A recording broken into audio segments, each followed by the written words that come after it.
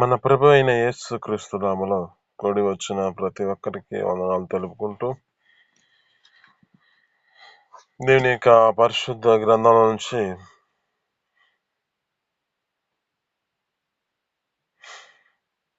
ఎస్తేరు గ్రంథం 2వ అధ్యాయము 5, 6, 7 వచనాలు చదువుకుందామండి.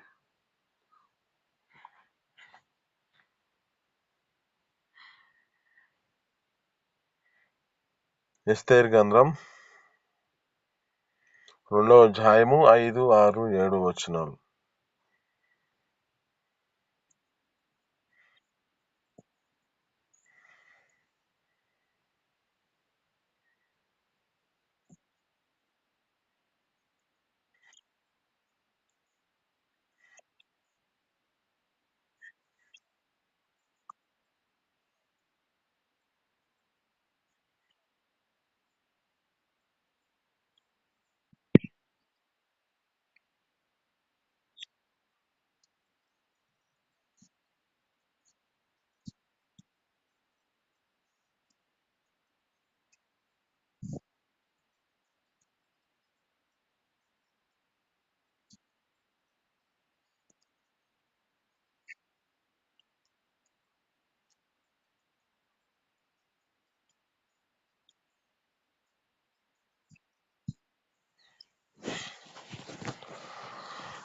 ఇక్కడ ఉన్న మాటల్లో మనం జ్ఞాపకం చేసుకుంటే, ఈ దినం మనతో మాట్లాడుతున్న మాటలను బట్టి ఎస్తేరు యొక్క జీవితంలో ఆమెలో ఉన్న యొక్క స్థితిని బట్టి మనం జ్ఞాపకం చేసుకుంటే, ఆమె యొక్క ప్రవర్తన, ఆమె యొక్క జీవితం, ఆమె యొక్క స్థితి ఎలాంటిదో మనం ఈ దినమున గుర్తు చేసుకుందాం. ఇక్కడ ఉన్న మాటలను బట్టి ఏమంటుంది అంటే, మొర్దెకై అనే యొక్క యూదుడు ఉన్నాడు. ఈ మొర్దెకై యూదుడు తనకు కలిగిన ఆ యొక్క పినతండ్రి అయిన ఆ యొక్క కుమార్తెను హదస్త అని పేరు పెడుతున్న ఎస్తేరి ఆమెని ఈ యొక్క వ్యక్తి పెంచుకుంటూ ఉన్న స్థితి కనబడుతుంది. ఎస్తేరు యొక్క జీవితంలో జ్ఞాపకం చేసుకుంటే,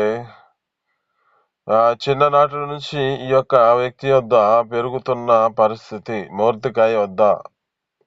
ఈ మొర్దెకై వద్ద ఆమె అన్యుల మధ్యలో నివసించిన వ్యక్తిగా కనబడుతుంది, యూదురాలుగా కనబడుతుంది. అంటే ఈ యొక్క ప్రదేశంలో ఆ యొక్క వ్యక్తి అక్కడున్న పరిస్థితిని బట్టి, ఆ ప్రాంతంలో ఆ వ్యక్తి బానిసలుగా ఉన్న పరిస్థితిలో ఉన్నా కానీ తన జీవితంలో ఒక పరిస్థితిని జ్ఞాపకం చేస్తే యూదుడుగా ఉన్న వ్యక్తిగా కనబడుతున్నారు వీరు. మొర్దెకై ఈ యొక్క ఎస్తేరు ఆ విధమైన స్థితిలో నడిపించబడుతున్న స్థితి. అయితే ఈమె యొక్క జీవితంలో జ్ఞాపకం చేసుకుంటే, ఒకటి ఈమె యొక్క స్థితి అన్యుల మధ్యలో నివాసము కలిగిన వ్యక్తిగా కనబడుతుంది. రెండవదిగా ఈమె జీవితంలో జ్ఞాపకం చేసుకుంటే అన్యుని పెళ్లి చేసుకున్న స్థితి కనబడుతుంది. ఒకనొక దినాన ఆ యొక్క రాజు, అక్కడున్న రాజు తన స్థితిని బట్టి గొప్ప విందు చేసుకుంటూ ఉన్నాడు. ఆ విందు చేసుకుంటున్న స్థితిని బట్టి ఇతడు కూడా ఆ యొక్క విందు చేస్తున్న ఈ యొక్క స్థితిని బట్టి రాణి కూడా ఒక విందు చేసుకుంటుంది అంట. అయితే ఈ రాజు వారి ఒక సౌందర్యమును, వారి యొక్క స్థితిని బట్టి వారిని చూపించడానికై అక్కడున్న ఆ కోటలోనికి రమ్మంటున్నాడు ఈ యొక్క రాజు. కానీ ఈమె ఏం చేస్తుంది అంటే, ఆ యొక్క వ్యక్తి ఆ ప్రాంతానికి వెళ్లకుండా ఆమె కూడా ఒక స్త్రీలకి విందు చేస్తుంది అంట కోటలో. అయితే ఈమెను ఎప్పుడైతే పిలిచినప్పుడు రాలేదో, ఆ పరిస్థితిని బట్టి అక్కడున్న పరిస్థితిని జ్ఞాపకం చేస్తే, అక్కడున్న వారు కూడా ఆ సైన్యము, ఆ జన సమూహంలో వారి యొక్క స్థితిని బట్టి,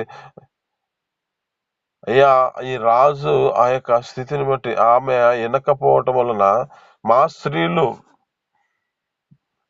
అంటే మాకు కలిగిన ఆ యొక్క స్త్రీలు కూడా మా మాట వినకుండా ఉండే పరిస్థితి వస్తుంది. అది పరిస్థితిని జ్ఞాపకం చేస్తే, ఎప్పుడైతే ఈమె పిలిచినప్పుడు ఈమె రాలేదో, ఈ పరిస్థితిని బట్టి ఆమెని అక్కడున్న ఆమెకి ఉన్న ఆ యొక్క రాణి ఆ రాణి యొక్క స్థితిని బట్టి ఈ యొక్క హృదయము గర్వించినదై ఆమె ఆ యొక్క రాజుగా ఏర్పరచబడిన ఈ యొక్క యజమానుడైన రాజుగా ఏర్పరచబడిన ఆ వ్యక్తి మాట వినలేదు కనుక ఆమెని అక్కడ నుంచి ఆమె యొక్క స్థితిని బట్టి ఆ రాణిగా ఉన్నట్ట తీసివేశాడు. అయితే ఇక్కడ ఉన్న వాటిల్లో మనం జ్ఞాపకం చేసుకుంటే ఈ యొక్క వ్యక్తి ఈ యొక్క ఎస్తేర్ ఒక అన్యున్ని పెళ్లి చేసుకున్న స్థితి కనబడుతుంది. అప్పుడు ఒక చాటింపు వేశారు. ఆమెను రాణిగా ఉన్న స్థితిని బట్టి, రాణిగా తీసేసిన పరిస్థితిని బట్టి ఆ యొక్క రాజుకు రాణి కావాలి కనుక ఆమె యొక్క స్థితిని బట్టి, అక్కడ ఉన్న స్థితిని బట్టి పరిస్థితిని జ్ఞాపకం చేసుకుంటే ఆ వ్యక్తిత్వం అక్కడున్న చుట్టుపక్కల ప్రతి ప్రాంతాల నుంచి అనేక మందిని తీసుకొచ్చి వారిని ఆ రాజు ఎదుటకు తీసుకెళ్ళడానికి సిద్ధపరుస్తున్న పరిస్థితులు అవన్నీ. ఇక్కడ అంటున్న మాట మనకు జ్ఞాపకం చేసుకుంటే ఈమె వెంట హేగే నిర్ణయించిన అలంకరణ తప్ప వేరొక అలంకరణ తీసుకోలేదంట. మరి చూసినప్పుడు అంట మనుషులు దయ పుట్టింది అని చూస్తుంది. ఆ రాజుకు కూడా సైతం దయ పుట్టింది అంటుంది.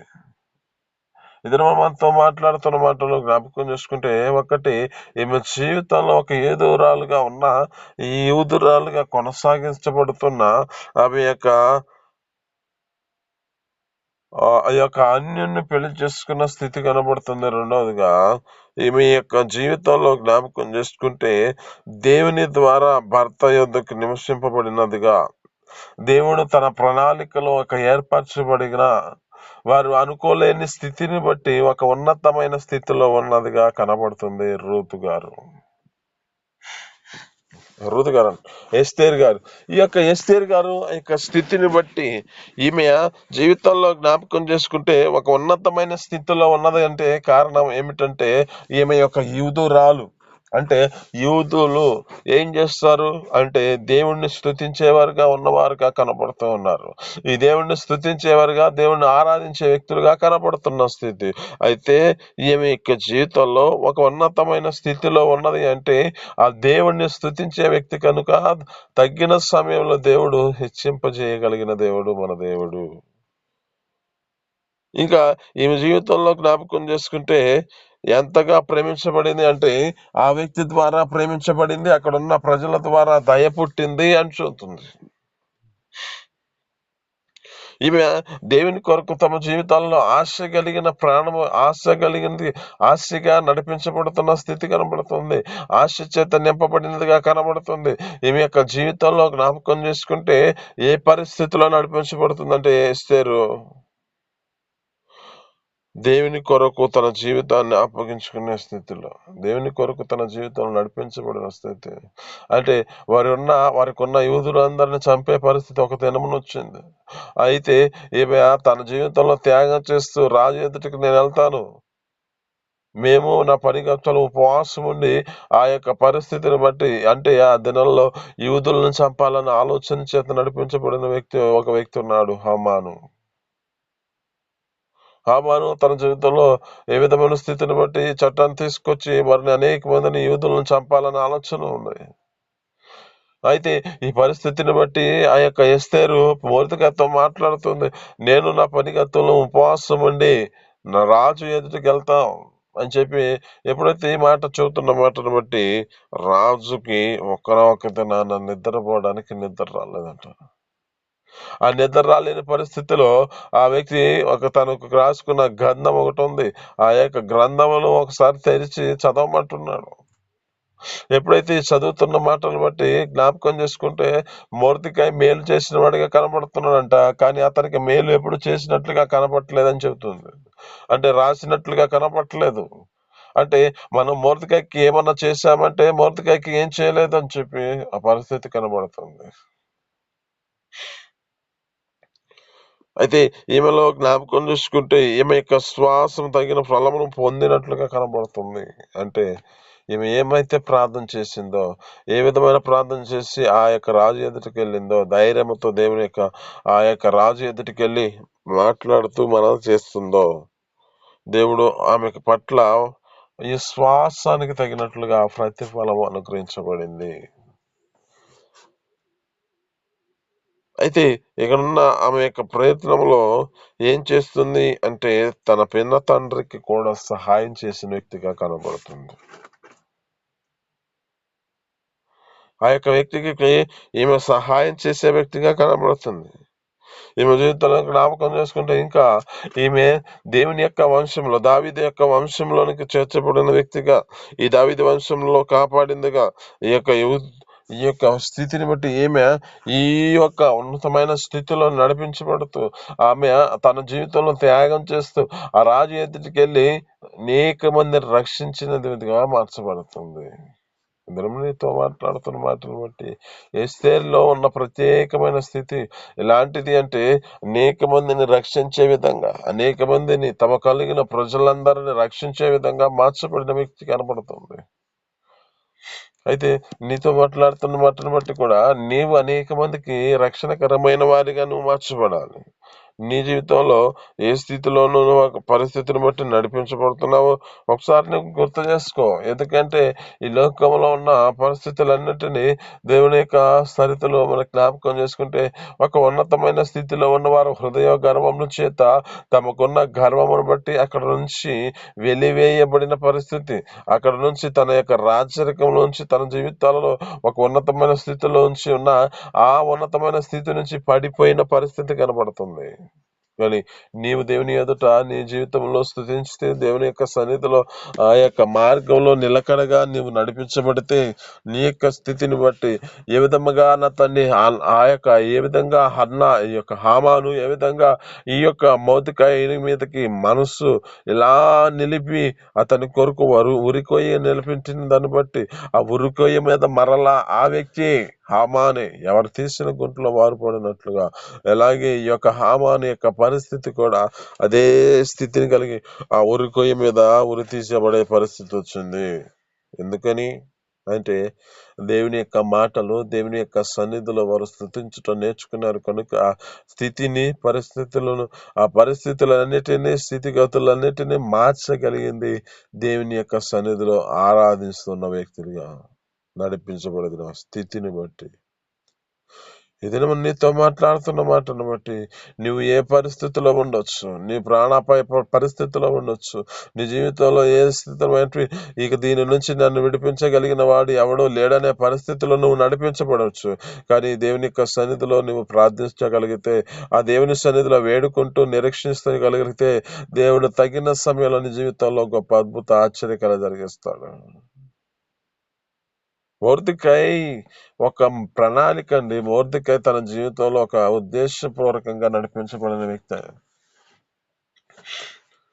నేను నా దేవుడికి తప్ప ఇంక ఎవరికి నమస్కరించను. ఈ హామాను ఏమో అందరి చేత నమస్కరించుకుంటూ తన జీవితంలో నడిపించబడిన వ్యక్తిగా కనబడుతున్నాడు. కానీ ఇక్కడ ఉన్న స్థితి మొర్దెకై, నేను ఏ వాటికి నమస్కరించను, నేను దేవుడికి తప్ప మరికి ఎవరికి నేను నమస్కరించనని ఒక ప్రత్యేకమైన స్థితిలో నిలబడిన వ్యక్తిగా కనబడుతున్నాడు. అక్కడ అనేక మంది అక్కడ ఉన్న పరిస్థితిని జ్ఞాపకం చేసుకుంటూ అతనిని హెచ్చరించారు, ఒక భయాందోళనకు కారణం చేశారు. ఇలా అయితే నిన్ను చంపేస్తాడు, ఇలా అయితే నువ్వు నమస్కరించకపోతే, ఎలా సాగిలపడకపోతే ఆయన నిన్ను చంపేస్తాడు అని చెప్పి అనేక మంది భయపెట్టినా అతను భయాందోళనకు కారణం కాకుండా ఆ దేవుని సన్నిధిలో నిలబడిన వ్యక్తిగా కనపడుతున్నాడు. దేవుని కొరకు వైరాగ్యంతో తన జీవితంలో నడిపించబడిన వ్యక్తిగా, తన యొక్క స్థితిని బట్టి తన జీవితాన్ని నడిపించుకుంటూ నిలబడిన వాడిగా కనబడుతున్నాడు మొర్దెకై. ఈ మొర్దెకై జీవితంలో ఎంతగా త్యాగం చేశాడు కనుకనే అక్కడున్న ప్రజలందరినీ, అక్కడున్న ప్రాంతాలని ఈ యొక్క ఎస్తేరు ద్వారా రక్షించడానికి కారణమైంది. ఈ ఎస్తేరు లేకపోతే, అంటే ఈ మొర్దెకై లేకపోతే ఈ ఎస్తేరు రాణిగా ఉండే పరిస్థితి ఉండేది కాదు కదా. అయితే ఇక్కడ ప్రణాళికలో ఒక్కొక్క ఎన్నుకున్న స్థితిని బట్టి వీరిని ఒక జాతిలో, వీరిని ఒక పరిస్థితుల్లో, వీరికున్న ఆ జీవితాన్ని నడిపించడానికి దేవుడు ఒక ఉన్నతమైన స్థితిలో నిలబెట్టాడే. ఇతను నీతో మాట్లాడుతున్న మాటను బట్టి నువ్వు ఏ పరిస్థితుల్లో ఉన్నా ఆ దేవుని యొక్క సన్నిధిలో నమ్మకంగా దేవుని యొక్క వాక్కుల ద్వారా నీవు నీ జీవితాన్ని సరిచేసుకుంటే ఆయన నీ యందు శ్రద్ధ నిలిపి నీ యొక్క జీవితంలో నీ నీతికి తగినట్లు నివాస తలవర్దల చేయాలని ఆశపడుతున్నాడు. నీవు ఆ ఉన్నతమైన స్థితిలో నిలబడాలంటే నీకు కలిగిన నీతిని, పవిత్రతను, పరిశుద్ధతను నీకు కలిగినను ఏ విధమైతే దేవుని ఎవరిని ఆరాధించను, దేవుని యొక్క సన్నిధిలో నా యొక్క దేవుణ్ణి తప్ప నేను ఎవరికి నమస్కరించను, సాక్ష్యంగా నమస్కారం చేయను అని ఒక ప్రణాళికలో నిలబడినాడు కనుకనే గొప్ప అద్భుతాన్ని జరిగించబడింది కనుక ఈ దినము నీతో మాట్లాడుతున్న మాటను బట్టి నీవు ఆ స్థితిలో నిలబడు. నీకున్న పరిస్థితులన్నిటినీ మరుగు చేయబడతాయి. నీకున్న జీవితంలో నీకున్న ఆ స్థితిని బట్టి రక్షించగలిగిన దేవుడు మన పట్ల ఉన్నాడు కనుక నీవు నీ జీవితంలో ఒక నివాస స్థలంలో నీకున్న ఆ స్థితిని బట్టి నిన్ను రక్షించాలని ఆశపడుతూ ఉన్న ఒక ఎస్తేరుని ఎలా ఎన్నుకున్నాడో, ఒక ఎస్తేరు ద్వారా అక్కడున్న ప్రాంత ప్రజలను రక్షించాడు. అలాగే ఈ మొర్దెకై లేకపోతే ఆ ఎస్తేరు ఉండేది కాదు కనుక ఆ మొర్దెకైని ఏర్పరచుకున్నట్లుగా ఆ మొర్దెకై యూదుడైనను ఆ యూదుడైనను వారు నడిపించబడిన స్థితిని బట్టి యూదా గోత్రపు సింహమును వారు నడిపించబడిన వారిగా కనబడుతున్న స్థితిని కాబట్టి వారిని దేవుని యొక్క సన్నిధిలో ఆరాధించి ఆ స్తుతించుట, ఆ దేవునికి మాత్రమే ఆరాధించి నమస్కారం చేయుట వారు ఒక గొప్పతనంలో ఉన్నారు కనుకనే తగిన సమయంలో హెచ్చింపజేసినట్లుగా వారిని ఉన్నతమైన స్థితిలో నిలబెట్టుకున్నాడు. రాజుగా మార్చబడటం, ఈ యొక్క రాణిగా మార్చబడటం ఏమిటండి, ఈ యొక్క వ్యక్తి ఏమో ప్రధాన మంత్రిగా మార్చబడటం ఏమిటో, అనేకమైన ఉన్నతమైన స్థితిలో ఈ వ్యక్తిని ఏర్పరచుకున్నాడు కనుక ఇది నువ్వు నీతో మాట్లాడుతున్న మాటను బట్టి నీవు నీ జీవితంలో దేవుని యొక్క సన్నిధిలో మేలులతో నువ్వు తృప్తిపరచాలని ఆశపడుతుంటే నీవు నీ యొక్క హృదయమును బట్టి కాదు కానీ ఆ దేవుని యొక్క సన్నిధిలో ఆరాధించగలిగిన వాడిగా నువ్వు మార్చబడితే ఆయన నిన్ను ఒక ఉన్నతమైన స్థితిలో నిలబెట్టుకోవాలని ఆశపడుతున్నాడు. ఈ మాటలు మీ వినికిడిలో దీవించి ఫలించును గాక. ఆమేన్. చిన్ని ప్రార్థన చేసుకుందామండి. పరిశుద్ధుడా, జీవాధిపతి, ఆశ్చర్యకరుడ, మహోన్నతుడానికి స్తోత్రాలు తండ్రి. మీ అపారమైన ప్రేమ చేత నా తండ్రి ధనములో మీరు మాట్లాడిన మాటను బట్టి నీ స్తోత్రాలు. అయ్యా మొర్దెకైనా తండ్రి, అయ్యా మొర్దెకైని ఎస్తేరును చూపించారు. ఎస్తేరు వల్ల మా జీవితంలో నా తండ్రి కృపతో జ్ఞాపకం చేసుకోండి. అయ్యా నా తండ్రి యూదుల కొరకే ఒక ప్రత్యేకమైన స్థితిలో ప్రతిష్ఠించుకున్నట్లుగా కనబడుతుంది. అటు కృపను మాకు కూడా అనుగ్రహించి మేము అనేక మంది ప్రజలను మేము రక్షించే విధంగా అయ్యా నా తండ్రి అక్కడున్న యూదులను కాపాడినట్లుగా అయ్యా అలాగే తను మేము కూడా అనేక మందిని నా తండ్రి నీ వైపుకు మలుచుకున్నట్లుగా అనేక మందిని నీ కొరకు నా తండ్రి కాపాడబడినట్లుగా అయ్యా నా తండ్రి మాకు అటు కృపను మాకు అనుగ్రహించి మీ సన్నదిలో సాయం చేయండి. మొర్దెకై వల్ల మా జీవితంలో కూడా నడిపించబడినట్లుగా మొర్దెకై వల్ల మా యొక్క స్థితిని బట్టి భయభక్తులతో నడిపించబడి నీవు తప్ప వేరొక దేవుడు లేడని గ్రహించే మనసును కలుగ చేస్తూ అనేక మందిని నీ వైపు తిప్పినట్లుగా నిన్ను తప్ప వేరే ఒక దేవుడిని ఆరాధించకుండా అయ్యా నా తండ్రి ఏ విధంగా నడిపించబడ్డాడో అటు కృపను మాకు అనుగ్రహించి మీ సన్నిధిలో సహాయం చేయండి. ఆయనకు స్తోత్రాలు తండ్రి. అయ్యా నా తండ్రి ఒక ఉన్నతమైన స్థితిలో మమ్మల్ని నిలబెట్టండి తండ్రి. అయ్యా నా తండ్రి స్థితిని తండ్రి పరిస్థితులు అన్నిటిని మార్చగలిగినది ఈ స్థుతియే కనుక ఈ స్థుతిలో మా జీవితాలు నడిపించుకుంటూ నీకు తప్ప నా తండ్రి ఎవరికి మేము నమస్కరించక సాష్టాంగ నమస్కారం చేయక అయా నీవు తప్ప నా తండ్రి వేరొక దేవుడికి ఎవరికి నా తండ్రి మేము పూజించక నా తండ్రి నీ యందు భయభక్తులతో నడిపించుకుంటూ కృప చూపించి మీ సన్నిధిలో నిలబెట్టుకోమని మాకున్న పరిస్థితులన్నింటినీ కనుమరుగు చేయండి.